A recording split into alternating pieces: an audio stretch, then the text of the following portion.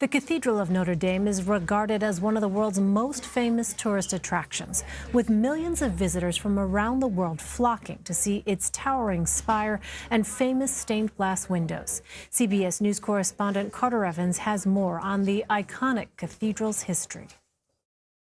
Notre Dame, or Our Lady, is considered the most famous Gothic cathedral ever built. Construction began on the historic monument in 1163 during the reign of King Louis VII, and it took nearly 200 years to complete. Its picturesque stained glass rose windows were made of hundreds of panes, depicting various biblical images like apostles and angels. Iconic gargoyles and statues surround the cathedral. Theologian and CBS News papal contributor Candida Moss. It has tremendous cultural and political significance. This is where kings and emperors were crowned.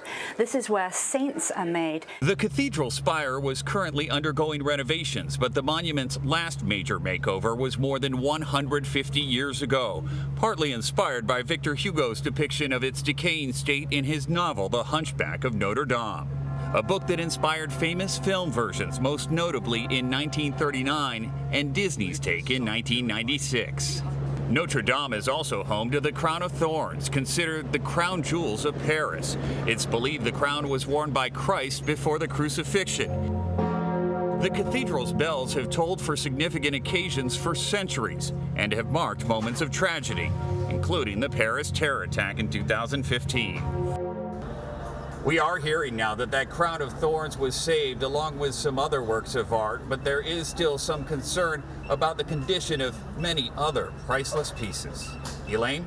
Carter Evans, thank you. For more on this, Kevin Murphy is a professor and chair of the Art History Department at Vanderbilt University, and he joins me now on set here in New York. Kevin, thanks very much for being with us. Pleasure.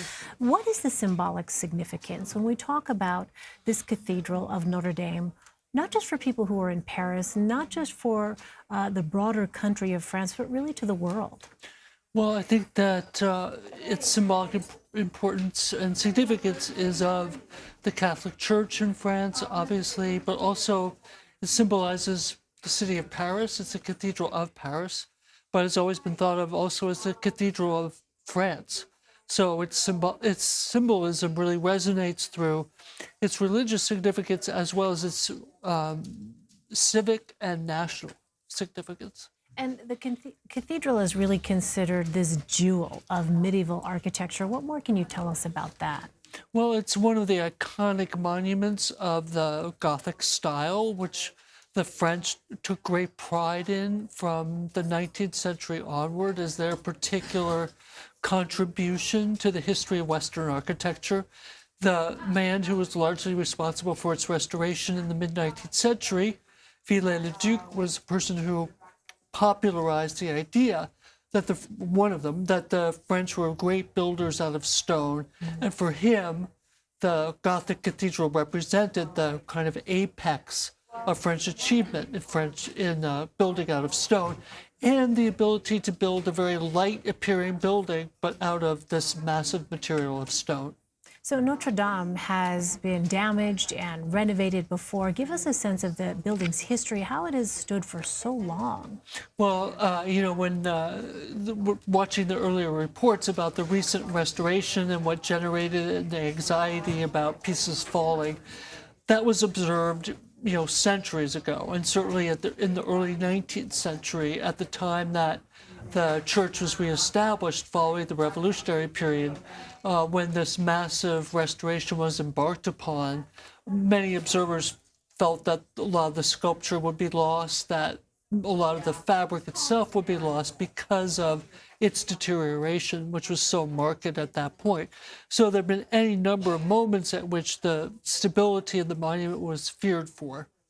And I know you have been watching these events unfold throughout the course of the afternoon and evening. What are some of the open questions you have at this hour as, authorities try to figure out what the next steps are?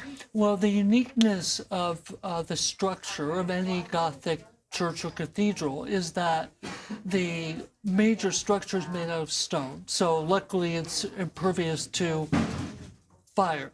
However, we have the roof where the structure was wood, and of course that was lost. as was the tower, where much of the structure was wood. So my question is, to what extent the fire of those very susceptible parts damaged the underlying stone structure?